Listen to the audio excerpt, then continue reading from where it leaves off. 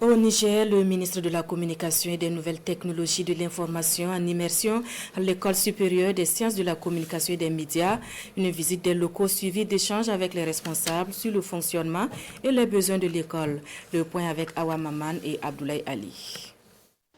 Le Centre de formation aux techniques de l'information CFTI, devenu l'Institut de formation aux techniques de l'information et de la communication IFTIC, puis l'École supérieure des sciences de la communication et des médias ESCOM, est un établissement public à caractère scientifique, technique et culturel qui compte au titre de l'année académique 2024-2025 un effectif de 445 élèves et étudiants.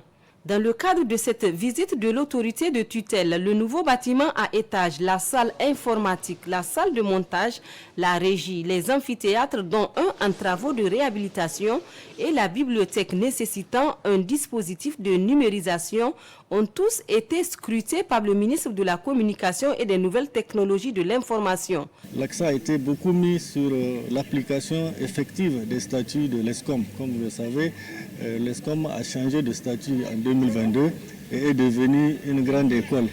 Mais les statuts qui devraient avoir une incidence financière ne sont pas appliqués jusqu'à présent.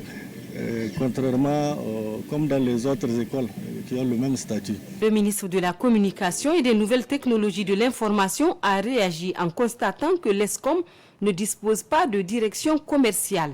C'est une école, vous survivez à coup de subventions, vous êtes appelé à être autonome, vous départez de cette subvention de l'État.